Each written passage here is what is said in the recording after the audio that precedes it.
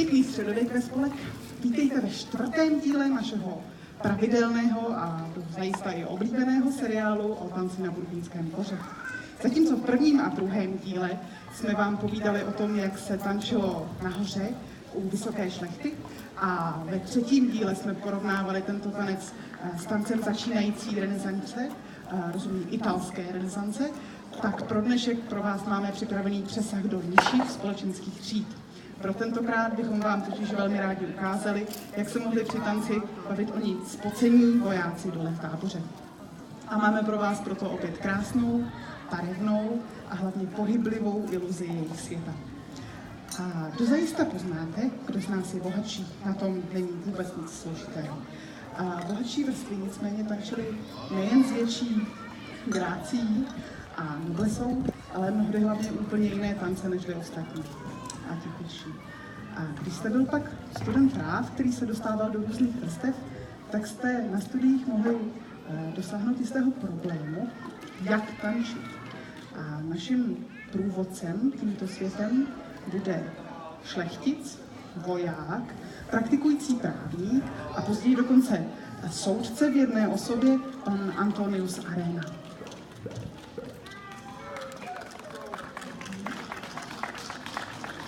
Ten sepsal pro své spolustudenty příručku s názvem Ad suos companiones studiantes, která kromě několika básní o válce obsahuje také leges dansandi, tedy pravidla tance.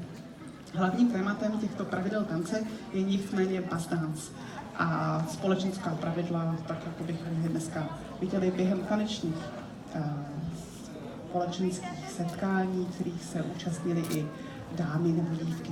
Vzhledem k tomu, že se dívky obyčejně vyskytovaly samostatně v takovém houfu, do kterého se muž úplně dostat nemohl, tak to byla poměrně pěkná příležitost k tomu se dostat ke své vyvalené. A představte si, že někteří galáni trhli doprostřed tance, aniž by věděli, jak se tančí. Přidali se do tance a rušili ostatní tím, že nevěděli, jaké kroky mají činit. Šláplo mi na nohu, nemehlo. Mě taky. Do mě drcl. Příteli milí, přejete-li si takové krásné dívky laskat, anebo je dlouze a sladce líbat, přece se musíte naučit, jak správně tančit. Je přeci krásná věc, pokud pohybujete svýma nohama úhledně a ve správném směru a do rytmu. Pro vás i pro vás všechny ostatní platí, že pokud se vám podaří vzít krásnou dámu do tance, tak se vám při bus dance dostane zajisté sladké odměny. Sám jsem tančil v mnoha cizích zemích, i zde u nás, a tanec mi přinesl mnoho radosti, protože jsem mravně líbával okouzlující dámy a nespočet dívek. Tisíce slastí plyne z tance.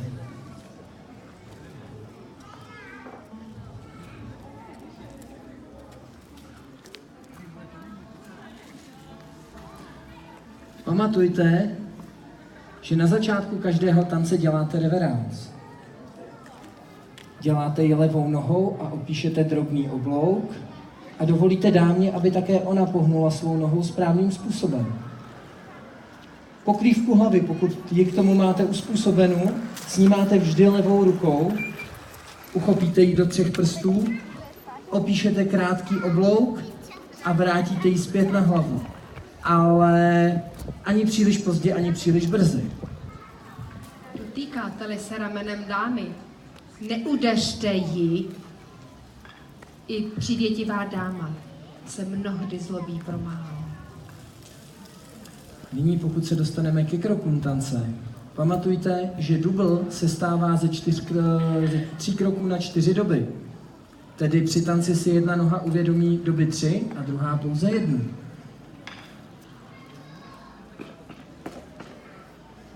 Sample pak dělejte pouze jednou nohou na 2 doby, jak nabádá hudba. A hlavně se, příteli, chraňte dělat kroky tak dlouhé, jak stojí psáno v právu. Podle zákona je sice pravda, že míra jednoho kroku je rovna 5 stopám, Ovšem kroky v bus dance musí být dlouhé maximálně 1 stopu. Všimněte si, že mistr Arena je právník do morku kostí. Krok v právu 5 stop, krok v tanci 1 stopa.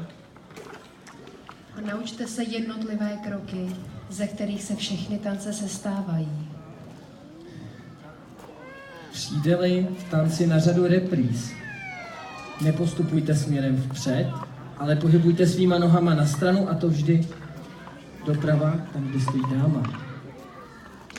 Udělejte krok, přisuňte svou nohu a poté se svou pravou nohou jemně dotkněte její nohy.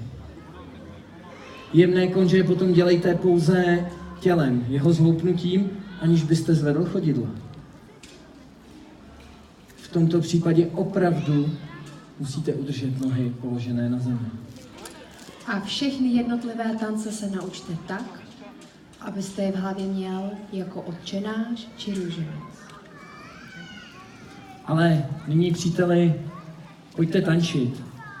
Tančete, dokud jsou vaše údy mladé a nohy hbité, protože až budete mrtví, nebudete tančit nikdy více. V ráji, který totiž nejsou žádné bubny. Tanec je vždycky báječnou záminkou k tomu, aby pán mohl přistoupit ke své vyvolené, aniž by to vypadalo podezřelé nebo nepatřičně. Je tomu tak ve všech dobách, ale v 15. století to platí ještě mnohem víc. Ono vzrušující taneční obětí, které přímo jiskří vzájemnou náklonností a vášní, můžete právě obdivovat.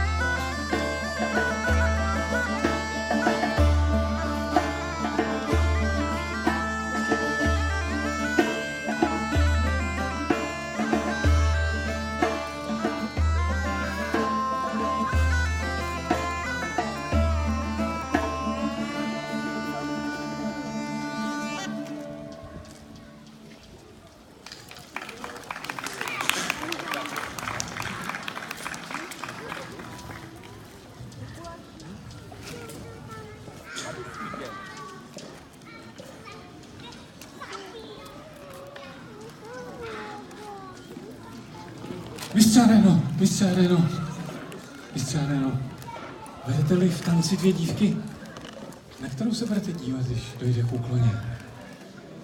Peklitá otázka. Avšak dám vám v této věci radu vpravdě šalamounskou. Předpokládám totiž, že se vždy budete chtít dívat na krásnější z nich. Jak už to ostatně tak muži děláváme, máme přeci rádi krásné dívky. Když však taková situace nastane, mnohdy upadnete v nemilost u obou. Proto, pokud opravdu tančíte se 2 dívkami, dělejte svou skromnou reveranc světáckým způsobem, tedy polipte je obě, nabádám vás, dívají se na zem. A teprve, když se budete zvedat, podělte svůj pohled mezi obě 2. Tak dívky zůstanou přítelkyněmi a i vy jim zůstanete přítelem. Následující bazdánc, mimochodem můj velmi oblíbený, s názvem Dance the Clef, je tanec velmi zajímavý. Vyskytují se v něm totiž nejenom pouze vpřed, jako je k tomu v ostatních nízkých tancích, ale taky pouze vzad. A dokonce se pár v jednu chvíli rozdělí a každý stejnými kroky dělá jinou prostorovou variaci. Takže když se teď pekelně soustředíte, vidíte důmyslné prostorové variace a já doufám, že si to vždycky zatančíte. Pánové, zahrajte nám prosím Dance the Clef. Chlapi,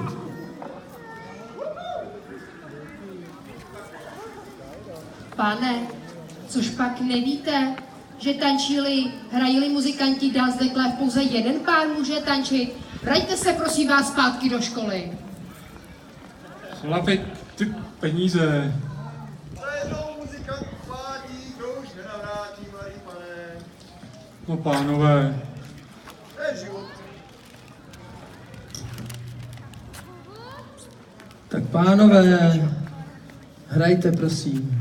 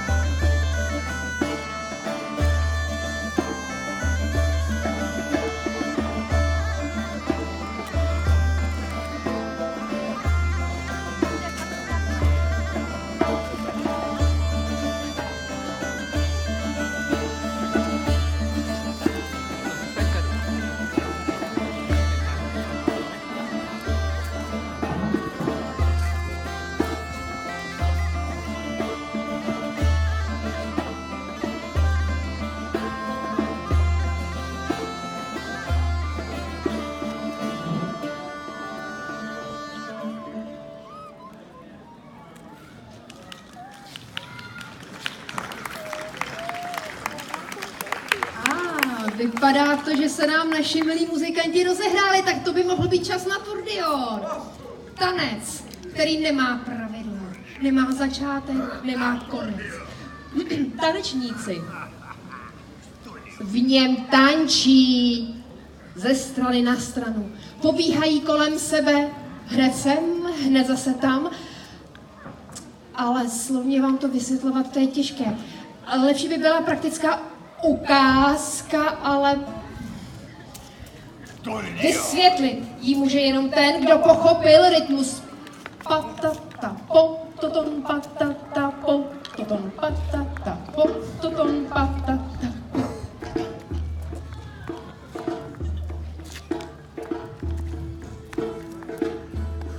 Přejete-li si opravdu tančit turdion, můj dobrý společníku, nebuďte střeštěně odvážný. Vaše stará matka již nerodí děti a tak buďte opatrné, nesrtěl.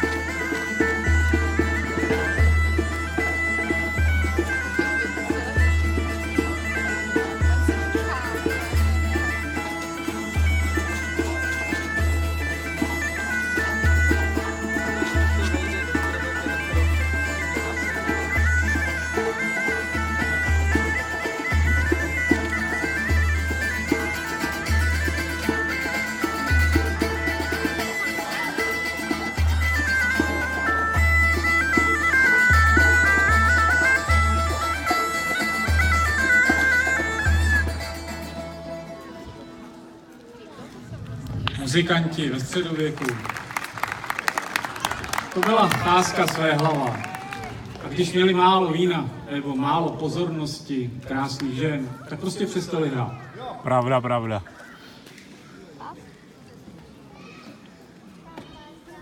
Vystřádeno, při pohledu na zdejší tanečníky uznávám, že mé taneční neumětelství v skutku není hodno této vznešené společnosti a tak se dál budu kochat krásou místních dam a ledními pohyby jen již od svého poháru. Ale přesto, poprosím vás, nemohl byste mi udělit pár moudrých rad, čeho se v skutku v tanci vyvarovat? Třeba se ještě někdy odvážím vyzvat k tanci krásnou dámu. Tedy, pokud si opravdu ještě někdy budete přát tančit, platí jako na začátku, naučte se hlavně tančit do rytmu a dělat správné kroky. Své tělo držte vzpřímené a hlavou hýbejte opravdu jenom trochu. Někteří lidé totiž při tanci dělají tisíce grimas a kroutí svými ústy naprosto nevhodnými způsoby. Vy však byste měl držet svou tvář vyrovnanou a pokud klopítnete, opět se rychle zvedněte. A když tančíte, nenechávejte svá ústa otevřená. Jelikož mouchy mají ve zvyku létat všude okolo a snadno by se mohlo stát, že některá vlézne do vašich otevřených úst.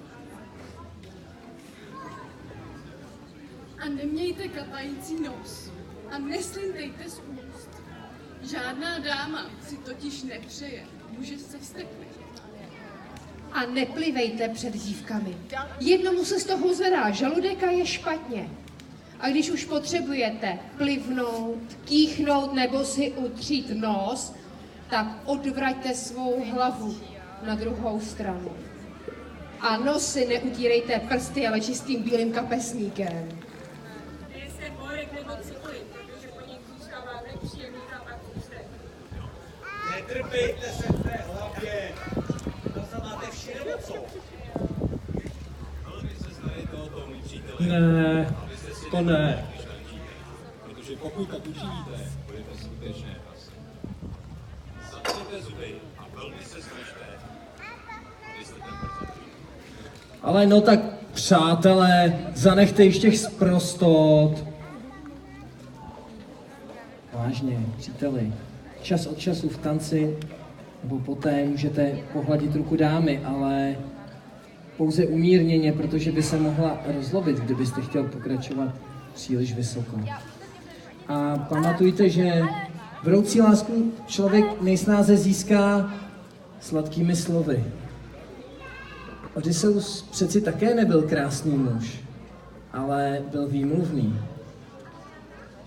Pamatujte, že ti, kteří nejlépe umí používat jazyk, budou vždy milováni.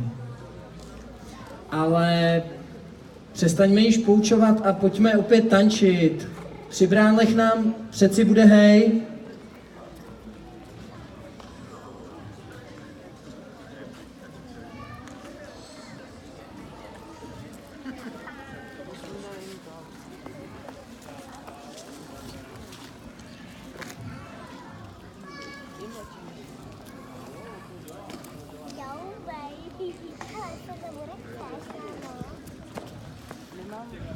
A vy, příteli, pojďte tančit s námi, máme tu dámu navíc.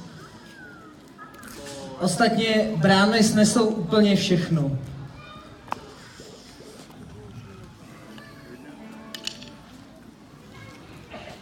Páni muzikanti, prosím svitu bránů.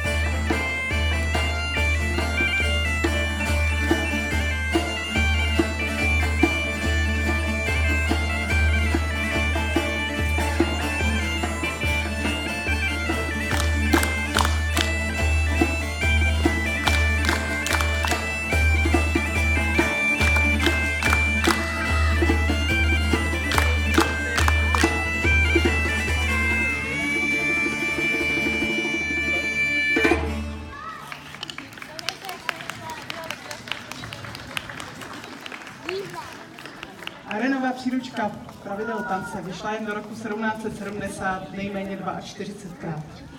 Ve druhém a třetím tisku jsou zajímavé vsuvky, komentáře o mravech a stylu a o jiných tancích než to je u vás dance. A zatímco některé z těch vsuvky jsou relevantní, jiné, například týkající se slintání, plivání, jezení cibule nebo toho prdění, jsou mnohem hrubší, co do obsahu i způsobu vyjádření týče se. Ale jestli všechny tyto obhroublé dodatky napsal opravdu pan Arena? Ne, já rozhodně ne. Nevíme. Loučí se s námi však se slovy: Pokud jsem ve svém pojednání o tanci učinil některé nepříliš vybrané vtipy, omluvte svého služebníka, laskavý diváku.